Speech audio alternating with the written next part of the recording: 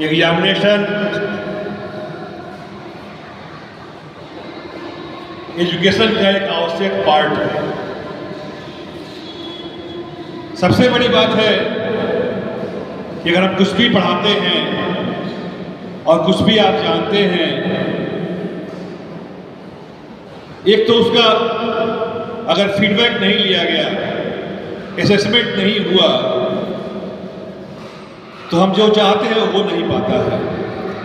क्योंकि असेसमेंट भी उतना ही जरूरी है, क्योंकि उसी से पता चलता है कि कहाँ हम लैग कर रहे हैं और इसको और अधिक उपयोगी बनाने के लिए उसका एप्लीकेशन, कि क्या इसका उपयोग हो जीवन में, एजुकेशन किस हद तक कहाँ कहाँ हमको हेल्प करे। तो जहाँ तक पहले असेसमेंट का सवाल है, तो असेसमेंट एग्जाम के थ्रू होता है।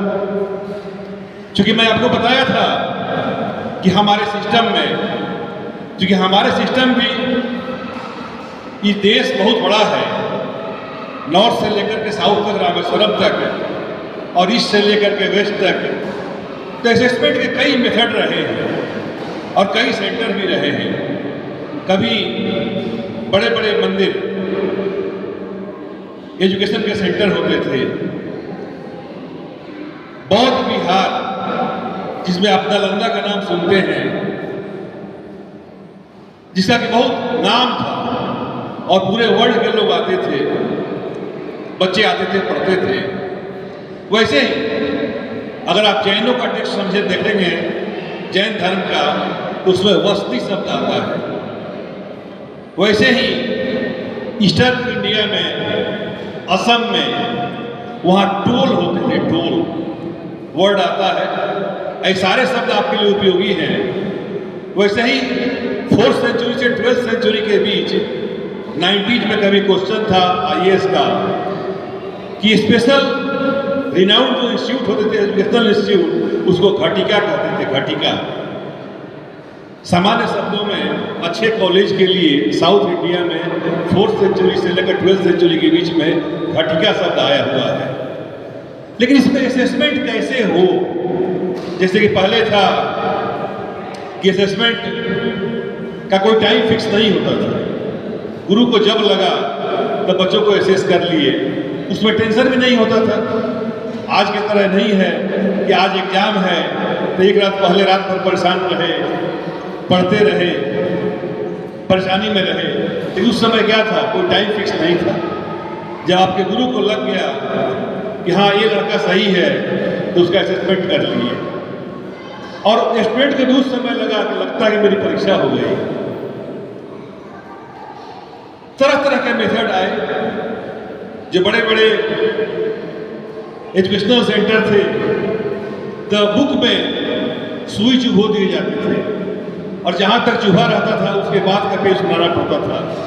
इस ढंग के भी सिस्टम थे। ये कम कठिन नहीं होते थे।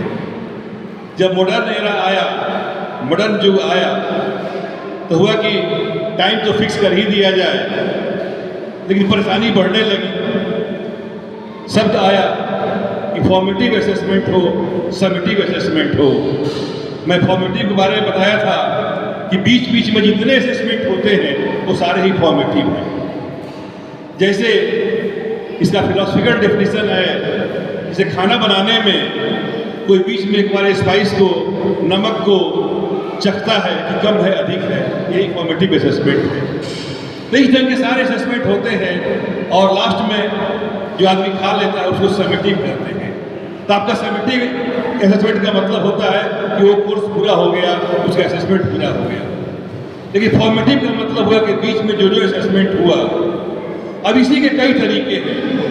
जैसे कि कल आप लोगों का MCQ हुआ है, तो मैं खुद चाहता हूँ कि आप लोगों के भी हर ढंग के असेसमेंट हों।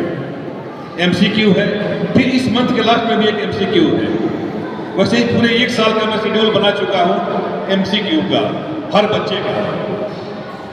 वैसे ही आपके टीचर्स वीकली टेस्ट ले रहे होंगे, नोटबुक में लेते हैं, वैसे ही ओरल टेस्ट खुद मैं क्लास में आकर के लूँगा और टीचर्स को भी बोलूँगा, यूटी होगा ही और इसके बाद से फाइनल एग्जाम भी होगा। इसके साथ साथ प्रोजेक्ट हुआ, प्रैक्टिकल हुआ, मॉडल हुआ, चार्ट हुआ, ये सब असेसमेंट के ढंग होते हैं। जैसे कि जो भी हम देख रहे हैं कि फील्ड में गए, मैं बता रहा था कुछ बच्चों को, तो कोई प्लांट का पार्ट ही हम ले लिए, लीफ ही ले लिए, उसकी क्या उपयोगिता है, वो किस फैमिली का है, उसका क्या बोटेनिकल नेम है, वो किस दिन हम कलेक्शन किए, उसके बारे में जानकारी इसी ढंग से, चाहे वो सीरियल हो, पल्सेज हो या फिजिक्स का भी कोई टॉपिक हो, इसी ढंग से करना है।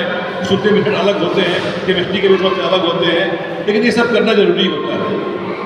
तो मेरे कहने का मतलब कि जो ट्रेडिशनल जो भी चीज़ चली आ रही है, इसके अलावे प्रोजेक्ट, प्रैक्टिकल, मॉडल, चार्ट, ये सब तो चलेगा ही, साथ साथ असेसमेंट भी जो आपका अभी तक चलते आ रहा है, एक समेटिव होता था, यूटी होता था, इसको थोड़ा सा इलेबरेट करके जो भी हम कम से कम चाहते हैं कि साल में पूरे ये 1 सेशन में 30 से 35 कम से कम आप लोग का वीकली टेस्ट हो, एक टीचर ले लें। क्योंकि पूरे ईयर में 52 वीक्स होते हैं, इतने सप्ताह होते हैं, इसमें गर्मी की छुट्टियाँ, बहुत सारी छुट्टियाँ हो जाती है, तो हम लोग 35 तक एक सब्जेक्ट में ले सकते हैं, वीकली टेस्ट ले सकते हैं। और जब हर सब्जेक्ट में होगा और प्रॉपर हम उसका करेक्शन करेंगे, देखेंगे, सारी चीज़ को एसेस करेंगे, तो इस ढंग से हम लोग अच्छा कर सकते हैं। इन्हीं शब्दों के साथ thank you, have a nice day.